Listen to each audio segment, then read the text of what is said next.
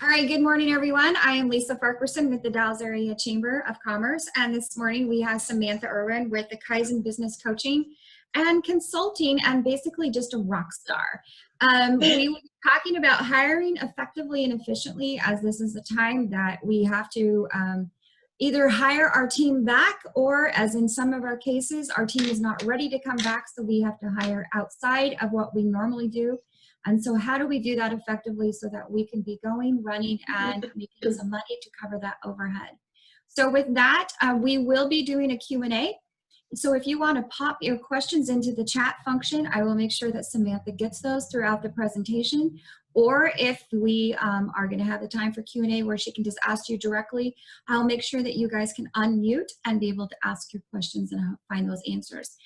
We will be sending out tomorrow to all those who registered a copy of the recording and all of the materials that Samantha will be using this morning.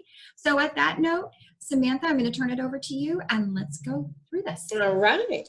Thank you so much. I'm excited to be here this morning. And this is interactive, so if you do have questions, please put them in the comment, or, I don't know, wave to Lisa and she can unmute you, because my philosophy is that everybody has, most everybody has applied for a job at some point in their life, and whether you have employees now or you've always got that experience, that collective experience that you have is important and it's valuable. And I think more often than not, we tend to devalue our own experience and we don't share. So definitely share your insights and all of that stuff. What I'm not sure is, actually, as I was practicing this PowerPoint last night, is if when I share my screen, I can actually see your comments. I'm not sure if I can or not, so we'll see. So please don't think I'm ignoring you if you put a comment in there and I don't see it or say anything. All right, so there we go. So thanks for being here. First off, I want to thank Lisa and the Dalles Chamber staff. I have watched them during this process of all this business closing in the pandemic, and they have stepped up to the game so well. I'm really admiring of all the work that they're doing. They open these webinars up for anybody, regardless of whether or not they're a member of the Dalles Chamber, which is extremely gracious. And it really shows that they are invested in the success of small businesses everywhere, no matter where they are. And I know they're working their tails off, so kudos to you guys and thank you very much. Thanks a lot. So with that, I will get started on a couple things here. So know that you can comment. I will ask you some questions later. Hopefully I'll be able to see your comments. And just to let you know who I am, a little bit of background and where I am today, I'll give you the Cliff Notes version. So I won't start with where I was born and raised, although I could. So I'll just start basically after high school. College, I got my liberal arts degree and focused in business and writing. Always have been interested in business. I continued on and I got my Master's of Arts in Teaching, whereas I proceeded to teach middle school and love it for about 13 years. So yes, you did hear me right. I said those two things. I said middle school and love it. So that gives you a little bit of insight as to my personality. I did teach first grade for 1 year and I ran for the hills. I'm telling you what, those people are angels. So gives you a bit of an insight as to my personality. All along my tenure as a teacher, I had my hand in business in one way or another. I always had some involvement in some way, shape, or form. And after that 13 years, I decided to jump full on into business, and I purchased my husband and I purchased the historic Balch Hotel in Duffer. And that was a fantastic period in my life where I was able to apply the things that I had learned up to that point and also basically jump into the deep end and have to learn a whole bunch more because I was full-time immersed in this place. It was a beautiful, beautiful place. People thought I was crazy a little bit, which goes right along with middle school teacher, I guess. And because this was a brick building, 3 stories, had built in 1907. It was in the restoration process. It hadn't been opened consistently as a hotel since the 40s. So it wasn't starting with an existing clientele. There was no furniture. He did a landscape, and it was in a place that was what I call Mayberry here, and it was 600 and 650 population. That was it. But I saw that this was an amazing destination. So full on into that, loved it. And after a tenure doing that, I don't own the hotel anymore. We sold it. And that kind of brings you up to speed today to what I'm doing. I'm combining all of those things that I love, and I'm coaching and consulting, helping other businesses with the things that I've learned. So that's my background in a nutshell. So what we're going to do today is we're talking about hiring. I'm going to share my screen here. Hopefully successful. My host disabled my participant screen sharing, so I'll have to see if Lisa can allow me to those privileges. We'll work on that. All right. Can't have something without a technical difficulty, can you? Well, I'll tell you a little bit about my experience with hiring and why we're doing this webinar today. So let's see here. We've got a chat.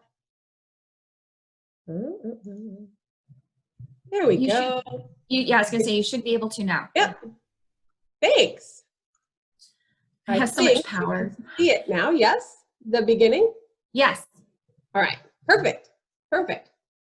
Well, like I said, when I had my business, there were a bunch of things that I learned and loved and didn't like so much.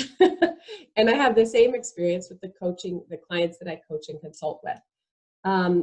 My experience with hiring was that it was the bane of my existence. That's not to say I didn't love my staff, because my staff was one and is still one of the most favorite parts and rewarding parts of the business. But I know of no business owner that says, oh my gosh, my favorite part of owning and running a business is getting applications and hiring and training and onboarding. That said, no one says that. It's not the thing, unless, of course, that is your passion and then that's your business. But most people, that's not their favorite thing with their business.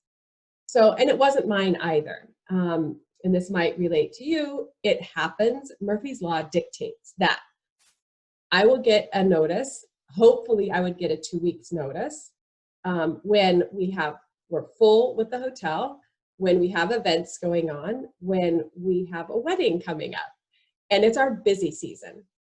It's not like my plate was empty and I had this time to be able to find somebody to replace. And that Murphy's Law, it just happens all the time. I don't know who the genius was that said that people need to give their employers 2 weeks notice, but that's not enough time. I would love to change that. If you own a business, and there's always this balancing act between having enough staff to do the things that you need to do, serve your customers and do that very well, and then not wasting that expensive resource. So there's this, it's almost like you're on a teeter-totter balancing pretty much all the time. And when that happens, it throws that teeter-totter off balance. And in that 2 weeks, I knew that I needed to get someone in quickly and get them trained up, because it was going to put an extra stress on my staff and myself, because we had to pick up the slack. So it was always hiring from a point of pressure and reactive state. And it wasn't fun at all. Excuse me. So I had to change a few things. I had asked a couple people, excuse me. Well, let's see if I can get this PowerPoint to go. There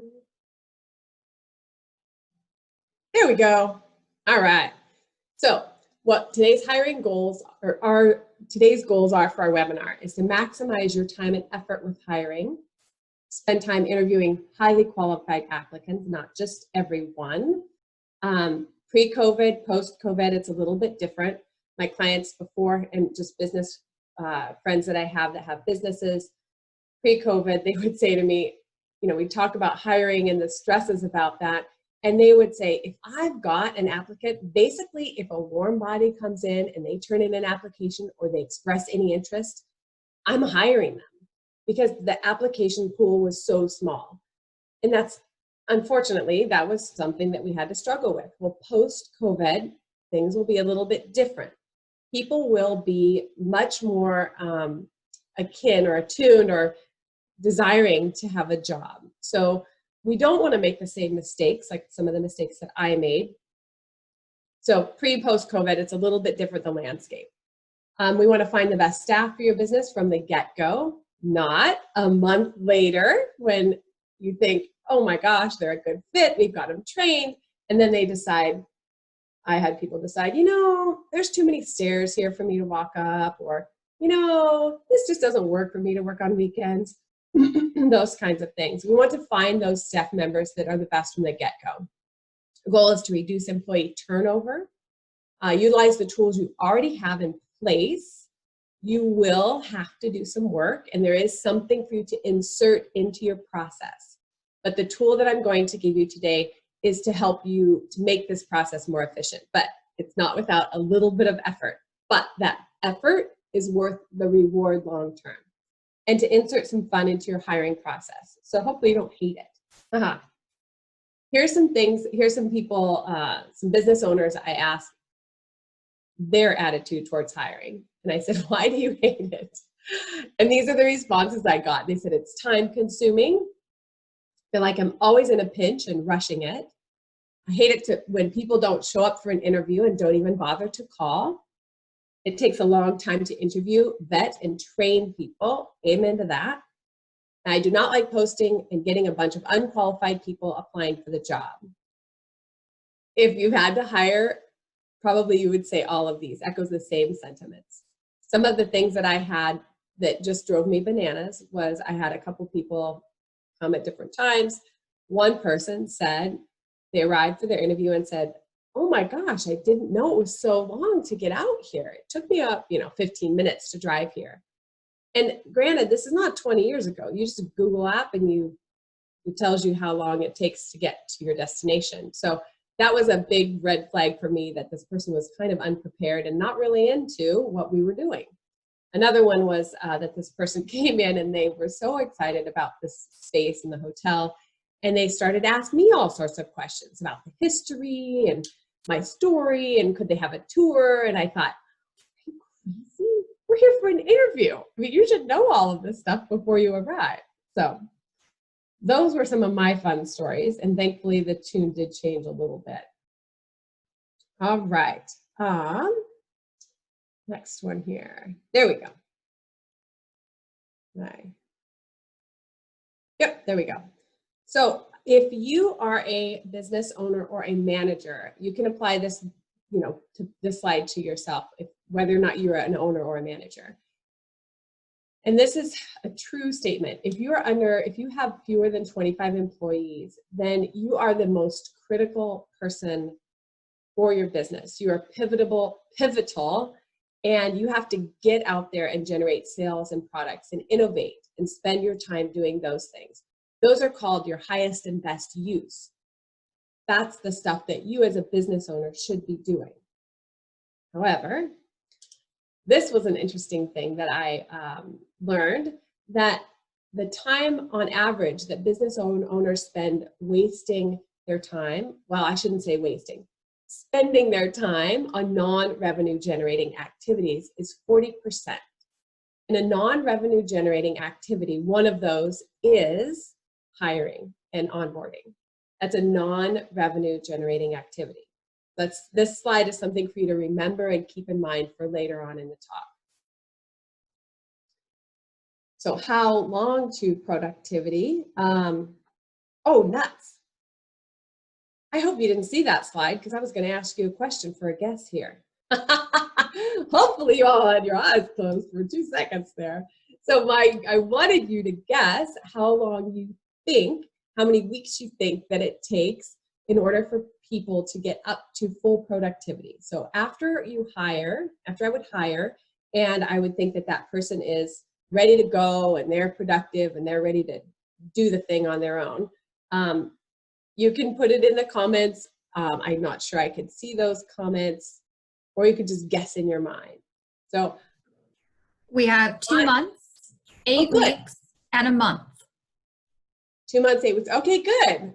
2 months, 8 weeks. My guess, when I first thought about this, and I'm not sure if it was my preconceived notion or being prompted by whoever invented the 2 weeks notice thing, was I kind of thought, oh, 2 weeks, and they kind of got it. You guys are even way ahead of me. So on average, it takes for a new hire to get through the onboarding process and up to full productivity, it can take from 8 to 20 weeks for professionals. And for executives, it's more than 26 weeks. So 8 to 20 weeks, 8 weeks is that minimum. And when I actually thought about it a little bit, after I learned this and I thought, oh, 2 weeks, I thought I could get people up to speed. If I really thought about it, 2 weeks is not long enough. 2 weeks might be long enough to learn the task, like how to do a transaction or how to take a reservation. But 2 weeks, it just doesn't really cut it. There's no way a person can know, when I think back, how to interact with staff appropriately, how to interact with other their customers effectively. It just didn't add up. So this is much more accurate. 8 weeks. Another stat for you here. We're going to tie all these together. On average, and this is from all workers, how long do they stay? So more than 25% of all workers in the US have been with their company less than a year. So if you think about that and think about a quarter of your staff turning over every year with that minimum of 8 weeks up to full productivity, those numbers really start to hurt. Now, when someone is getting up to speed and you're getting them up to full productivity, it's not just that one person is not producing as well as they should be.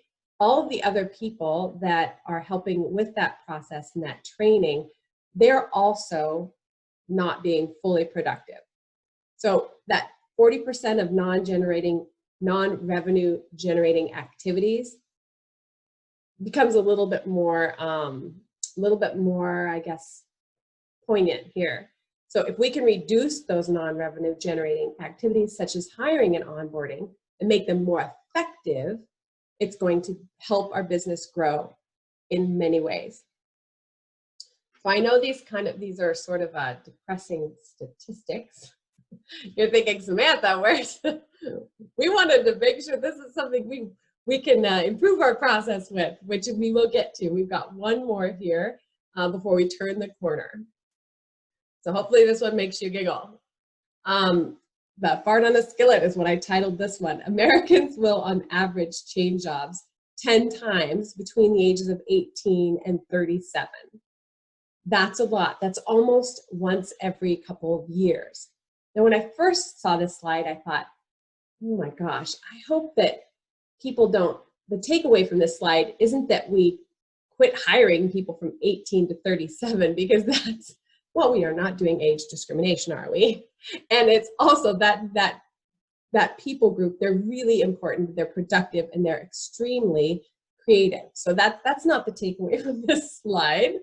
The takeaway is that number 10, we want to try to reduce, if it's your business, the goal is to reduce that turnover. We don't want people to be churning in and out of our business at this pace. Definitely not. All right.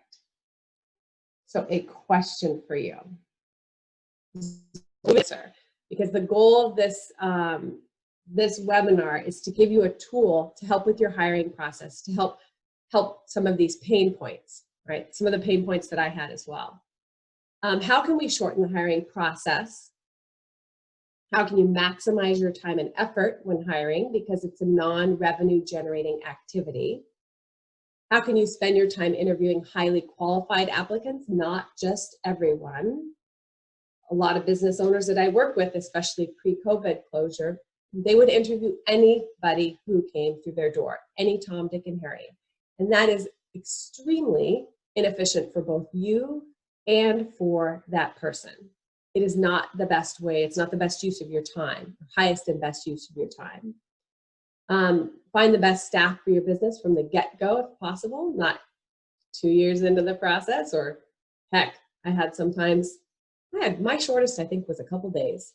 But thankfully, I had a lot more staff that was longer term than that. We want to reduce employee turnover, utilize the tools you already have in place. But remember, there will be a little bit of work to do, and insert some fun into your hiring process. So the way that you can accomplish this is to incorporate what I'm calling a self-filtering step. Self-filtering step. So what is that? And what do they do? A self-filtering step. It helps people self-filter out of the hiring process before you spend time with them in an interview. It's distilling those people down to the people who are most qualified, the most interested, and the most hungry for your job. Because you as a business owner deserve to have people who are engaged, who are excited, and who participate. Also want to find, A players. A self-filtering step helps you find an A players. And an A players is taken directly from this book, one of the books that changed my hiring process and my attitude towards it. It's something that I will put in the notes so that you can link to it if you'd like to get it in the future. It's called Top Grading by Bradford Smart. And he defines an A player as someone who is motivated, they're on time, they're dedicated, they innovate, they participate. Basically, if you looked in the mirror, it's someone like you. That's an A player. Now, the thing is, A players typically have a job already, all right? So they are not normally available in that 2-week window where I was doing my reactive hiring. Those A players were not typically just floating around looking for a job. They already had a job. Now, that's not to say you can never find one, because I did find a gem in 2 weeks, and that was a huge blessing. But more often than not, it's a miss. It's a swing and a miss. Those A players, I don't mean to be depressing that, oh, you're never going to find one because they have a job. They're looking for jobs, and there's a whole section that I work with businesses on what attracts and motivates and retains your A players. Not everybody is looking just for money. Maybe they don't have a great boss. Maybe they are not satisfied and they're not growing. There's lots of things that attract A players besides just finances. If finances was the only thing that attracted people, then no one would work for nonprofits ever. All right, incorporating a self-filtering step that we'll talk about. It helps to make sure your employees resonate with your business mission and purpose. When those people resonate with your business mission and purpose, when they connect and they get it and they're on board, they are much more likely to be invested in the company. They're more likely to be contributors. They're more likely to stay. When people feel like they're important and they contribute and they're valued, you will not have the high turnover. But we want to see if we can get those people to self-filter out prior to spending time with you as the owner in an interview. A self-filtering step also helps increase the odds of your new hires being a good fit for your team, which results in lower turnover and higher job satisfaction. That can be a super important part. I know it is a super important part for many people, because we spend a vast amount of time with the people that we work with, oftentimes even more than our family. So that is integral to make sure that they fit with the team. A self-filtering step, this is one that I apply in other areas as well. This was, for me, one of my most successful self-filtering steps. It helped immensely. It helps you to find an initiative taker, people who will most likely work to solve problems at work rather than asking you for each and every answer. Business owners always want people who contribute, who are independent thinkers. They take leadership and guidance, of course, but the businesses that I work with, and myself included, I didn't just want someone who wanted to come in and punch the clock and punch in and punch out. No, I wanted people who took initiative, who I didn't have to make tons of lists of things for them to do and while their downtime, I wanted them to be people who would look around. Of course, you have those lists, but I wanted them to be able to look around and think, that needs to be done. I have some free time, I'll go do it, right?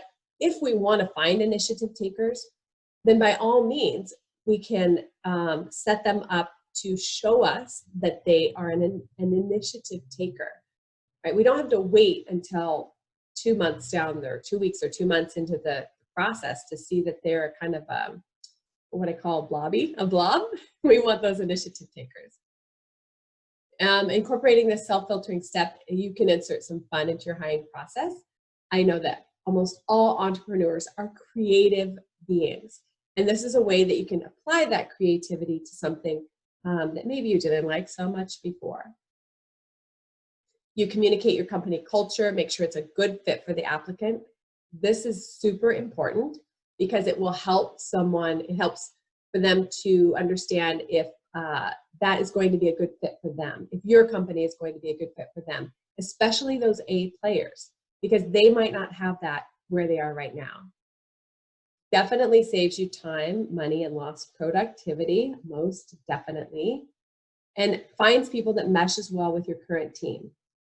So from my teacher background, I wanted to make sure that you have a visual representation of what this would look like in your business. So you're probably familiar from 6th grade science about the life cycle of the salmon, right? So here is an illustration for you to remember what the self-filtering step is. And this is about the spawning habitat for the salmon. So I'll give you this description. So you know that when the salmon, they're doing their life and they're in the ocean, right? They're all out here in the ocean. When they get ready to spawn, they want to go back home to where they started. And so they have to go from the ocean, and they have to go through, the seals, and then they have to go through the fishermen and women, and then they need to go through the dams, and then they need to figure out which tributary they go up, and then they end up in the spawning bed where they first began to start that life cycle over. Those are kind of what I call salmon self-filtering steps. What those steps along the salmon's journey back to spawn, they make sure that it's the survival of the fittest, right? That the strongest survive. So how this relates to your business is that the ocean and the fish, right? That's all the people and employees, potential employees, right?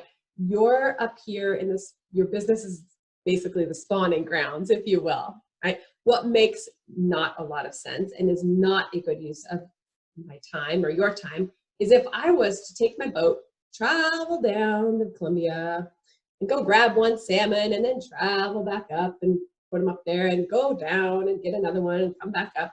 Highly inefficient, right? Because, well, that's just highly inefficient. It's not a really good use of the time. Same thing with your employees in interviewing. It is highly inefficient for you to interview every single person that